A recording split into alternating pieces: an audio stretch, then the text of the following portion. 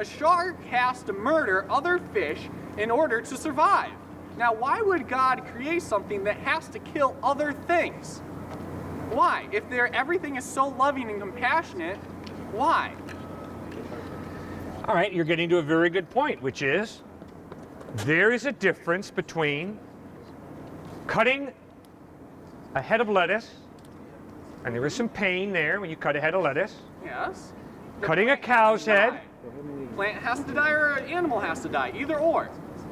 Cutting a cow's head versus cutting your head. Okay. No, no, no. Not according to your worldview. Yes. According to your worldview, there is no difference between cutting a head of lettuce, a cow's head, or a human head. We're all just chemicals, right? We are. Okay. My worldview is radically different. My worldview says, although the head of lettuce is alive, it is not an animal and it's not a human being. It's of a different order than an animal, and an animal is of a different order than a human. All right. Therefore, according to my worldview, it is not an option for me to cut your head and eat your flesh. It is an option for me to eat a cow. It is an option for me to eat a head of lettuce, but not you. All right. Now, the way I respond to that is when I go up to someone, all right, and I go, hey, let me chop off their head and I can eat them, I think about why can't I just, go cut the head off of a cow and enjoy that? There's a lot more food there. A. B. There's a lot of people who really would not like me chopping off other people's head, as I would not like them to chop off mine. Right. I would be going to jail. I do not like that. I like to have endorphins going off in my brain when I'm with my girlfriend, all right? So basically, what I'm thinking is that there are other people who a long time ago, and it's in the Bible, it's a long time ago, that said we should not kill. We need to pull ourselves together and function as a society.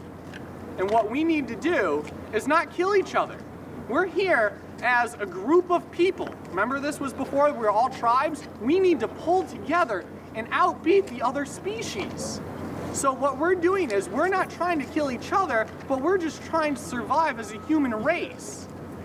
And there's a mutual understanding that I'm not going to go up and chop off Billy Bob Joe's head because I don't want Billy Bob Joe to come and chop my head off. Okay.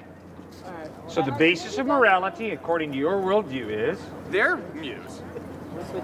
You know? I quite frankly don't want to be hunted. I mean, okay. Well, yeah. We'll say that he thinks that all our chemicals, all life is for nothing. Does that take away from his argument? Does that make the, because this started from the whole Big Bang, matter being eternal, stuff like that, as opposed to a loving creator who does that. Does that prove that he's wrong and you're right? That a creator is more plausible than the matter always being there? I am using reason to challenge you to think about your experience of life. And I am convinced that your experience of life is that love is real. That there's more to love than just a chemical reaction. Not necessarily, honestly. Like, of course it feels like that. Of course it feels like that, because that's just another mechanism of self replication, of just like life.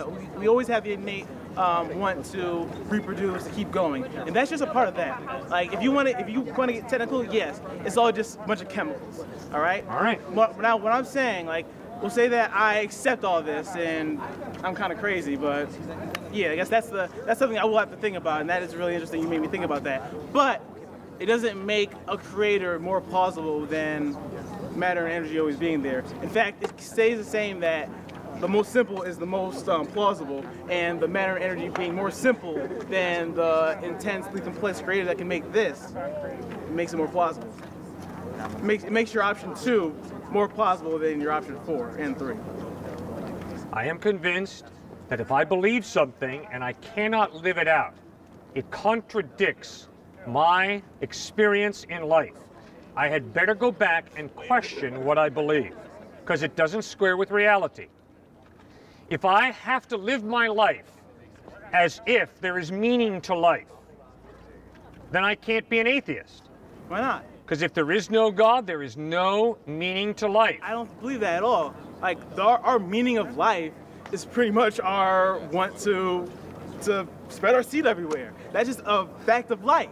No, like, sir. Yes, it is. No, sir. Every living being reproduces. That's what life is. Now, you can put any spin on it as you want. That's our meaning. That's what we do. That's how we live. It's gotten more complex with society or whatever, but it still doesn't make God more plausible. Sir, if there is no God, all of reality is matter, material, Yes. matter and energy, which means there is no purpose, there's no meaning, because all of reality is lived on the physical level.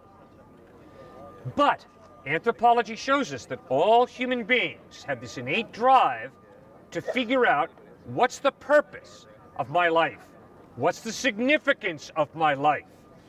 Does my life have innate worth or does it not? Those innate drives that we have demand an explanation because they're universal. That is why materialism, naturalism, viewing all of reality as simple chemicals is incomplete because it does not describe a humongous part of your experience, your life. And your belief in an all-knowing God that you pretty much know nothing about in terms of how he did things, that's not incomplete? See, the problem that I have in talking with you is you jump to conclusions that I'm not asking you to jump to. I'm simply stay right here in the kitchen. Even if it gets hot, stay in the kitchen. The kitchen is your experience and longing for meaning in life, the experience of all of your siblings, your parents, your closest friends, every human being, almost, maybe there are a few exceptions, but almost every human being that you relate to shares this innate drive to understand what's the meaning of my life, what's the purpose. You listen to it in the songs that on the radio. You watch it in the movies. You are consistently confronted by people asking, what's the purpose of my life? Is this a good life that I'm living or is this a bad life that I'm living? Think about it. I have a radio. You ask me, Cliff, is this a good radio? And I say, no, it's not a good radio. And you say, why, Cliff? And I say, because it doesn't open and shut my garage door. I'm being But it's stupid. not designed for that. Exactly. Hey, the guy's a thinker. He's very good. You're exactly right. You see, if you ask me, Cliff, is your radio good? And I say, no, because it doesn't hammer nails straight into a board. That's ludicrous. Why? Because in order to answer the question, is it good, you have to ask the prior question, which is, what's the purpose of the thing? You're exactly right. I like the way you think. So, people are always asking, is this a good person, a bad person?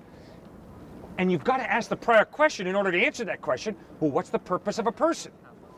And if the purpose of a person is no meaning, then a good person can be Hitler, could be Mother Teresa, could be Einstein, could be a guy who blows people to bits. Maybe it's the people who follow the rules the right way. But you see, what are the rules and who defines the rules? Society. Okay. Tribes. Well, then is it Nazi society? Or is it Saudi Arabian society? Or is it American society? Wherever you live. Whatever tribe you're honestly, with. it's Right, really, you are consistent. I like it. It's very depressing. It's very depressing. Thank you. Any society, if the Nazis won and Nazis took over the world, then their philosophy would be right and wrong. It's unfortunate. Speaking German. Yeah, it's unfortunate, but it's true. No, I'll tell you why it's not true. Because of Dr. Martin Luther King. Come on, guy, you know what King did.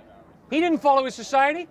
He followed his conscience instead of following his society. And that's why you and I respect him. Because he didn't bow to the status quo. He didn't bow to his culture. He said, guess what, culture? You're wrong. Why? Because I have a conscience, a rational mind, and I know that your racism is wrong. It's all static cyberspace, information without a face. Give me an answer. Don't waste my time. Tell it to me straight. The truth is getting hard to find. I have objections to what I've learned. I have questions and concerns. Give me an answer. Where is justice? What is mercy? Where's the sacred and the holy?